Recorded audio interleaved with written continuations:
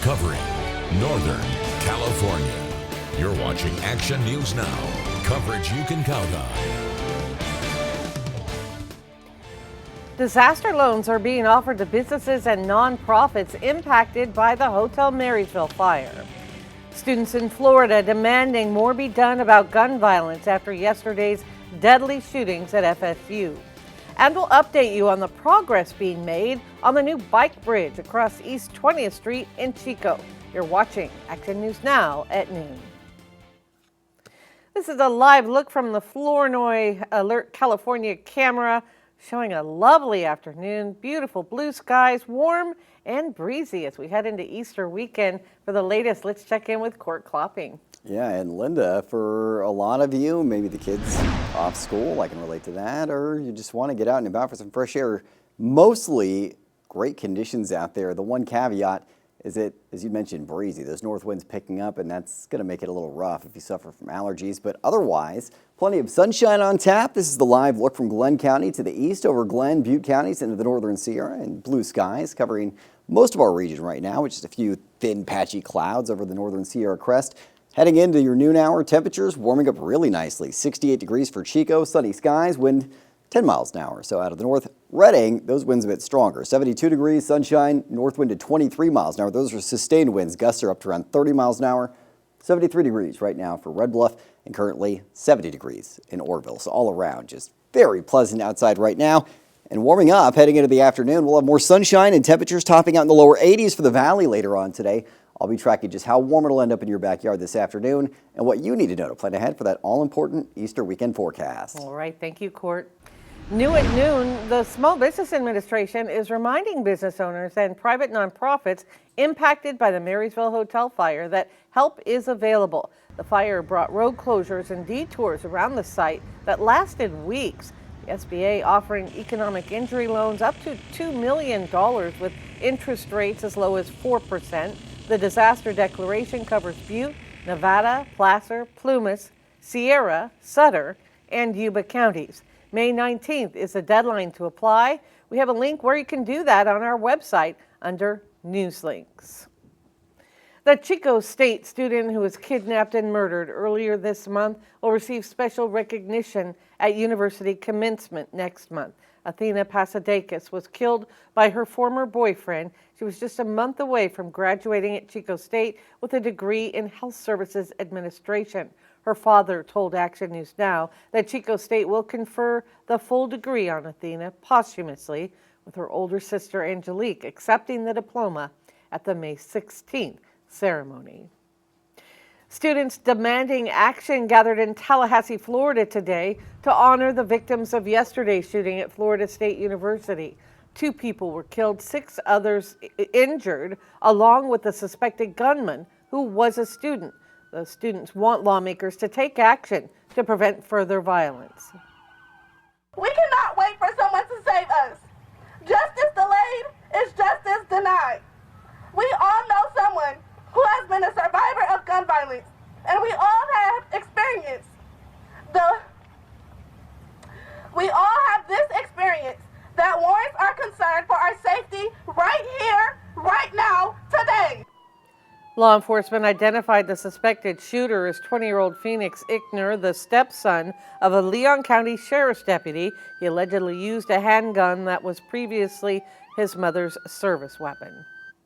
A driver who crashed into a power pole was arrested for DUI in Redding. It happened just before midnight on Wilshire. The CHP said the driver was heading east when they left the road and sheared off a power pole. They were arrested and after being treated for minor injuries, were taken into custody. The PG&E outage map showed 67 people without power initially because of that crash, mostly along Bocelli Lane. Power was restored by 8:30 this morning. Work is moving forward on the new bike bridge over busy East 20th Street in Chico. The structure itself is finished, but the guardrails on the ramp and landscaping still has to be completed. And if you're wondering about the rustic finish, it is rusted steel with a patina stain, to protect the bridge. The bridge connects the north and south bike paths along Highway 99, making it easier for bikers and pedestrians to get to where they need to go. I live on the north side of town, so it's really convenient that I can ride my bike from that side of town over on this side of town to get to school, grocery shopping, because a lot of people don't pay attention to the bicyclists here in town in Chico. And so I really, really enjoy and love the fact that we are getting this bike bridge.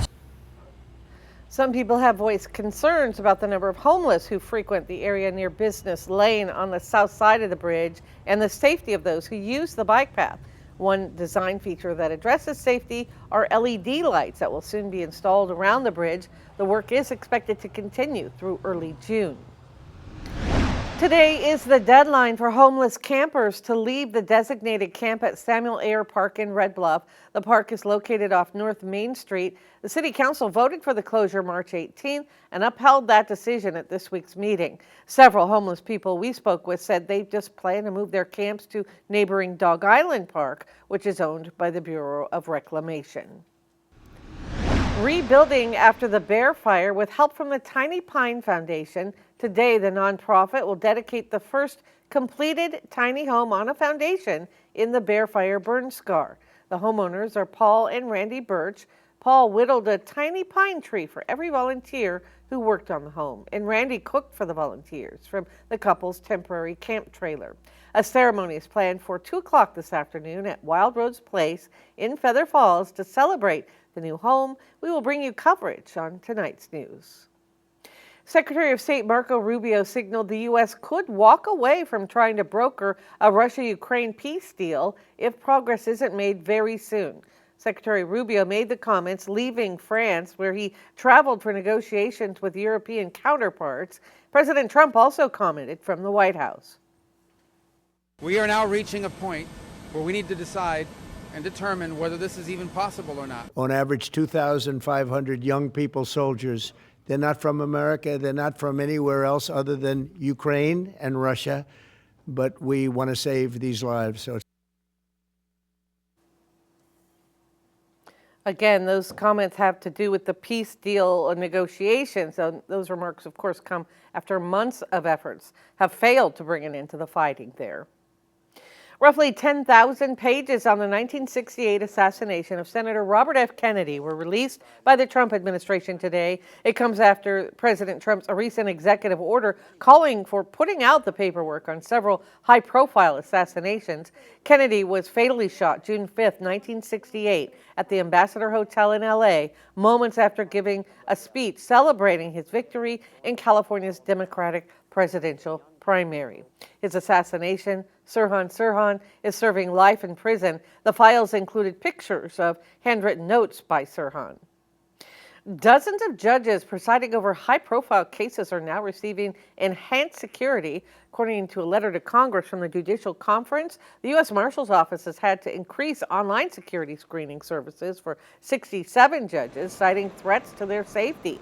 The letter asked Congress to provide additional funds, saying it is unsustainable to meet heightened security needs while resources remain flat. The request comes as federal judges nationwide take on cases that counter Trump administration policies, many of which garner heightened attention on social media and in the news. Well, still ahead, we have some special guests joining us talking about a roller derby match. It's also a benefit for Chico Animal Shelter. We'll be right back.